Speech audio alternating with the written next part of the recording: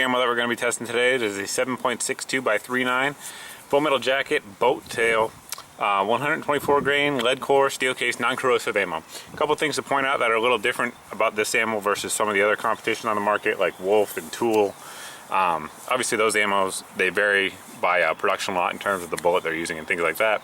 Something that differentiates Wolf from a few of the competitors in the market is number one, that boat tail. So it is a boat tail bullet, which is going to, generally speaking, give you a higher ballistic coefficient. In theory, maybe more accuracy as well. We're not testing that today. We may do so down the road. But one thing I want to point out here is the sealant. The primer there is sealed, as is the bullet case around the rim. So that's something that you're not going to see in the Wolf test that I've done in the past, as well as a few other ammo tests I've done. Most of the Russian stuff isn't going to have that, but this ammo does.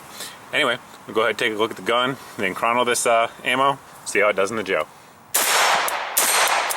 You guys have seen the ammo that we're using today. Here's the gun. It is the SGL 2161. That's what the rifle is originally anyway. That's what it came in as. I don't know that you could really call it that anymore, but regardless, the barrel is the same.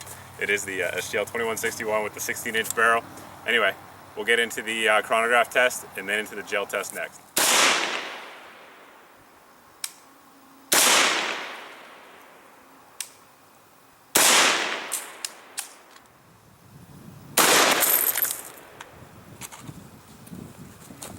One thing this round is known for is its tumbling nature. This is the first wound track. You'll see it did absolutely tumble out of the block, but I just wanted to go ahead and see it tumbled out right there.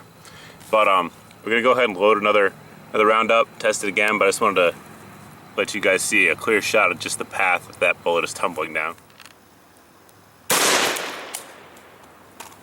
Let's take a look here at the wound track. As you can see with both rounds, the tumbling starts right about here, which is about the 4-inch mark. Tumbles down till about the 10-inch mark, rotates again in that gel block, rotates again all the way into that 16-inch mark, then basically settles down and moves down all the way. The leading edge there is at 29.5 inches. We'll go ahead and pull it out of the block and take a look at the bullet next.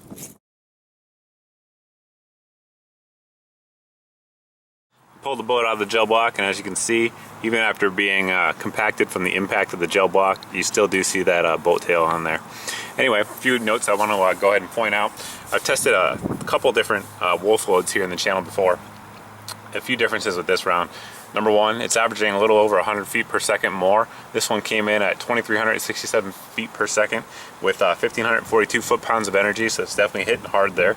Another thing, it seems to tumble a little bit earlier. If you guys take a look at my Wolf ammo tests, they tumbled a little bit later than this one. This one tumbled earlier. It could be due to bullet design, it could be due to the increased velocity, it could be due to both. Also, those ones penetrated, the Wolf ones I should say, penetrated about 2 to 3 inches further than this round. This one here stopped at 29 inches with the second shot, and the first one you saw exited the block at 24 inches. All in all, performed pretty well in terms of steel case full metal jacket ammo. That said, it still wouldn't be my first preferred round for home defense, but if you want to go out and take some hogs with it, I'm sure it'll do an excellent job at that. As always, guys, if you have any questions about this ammo, anything else I test or review here on the channel, feel free to post your questions or comments in the links below. You can also post over at my Facebook page. But thanks for watching, thanks for subscribing. We'll see you guys in the next video.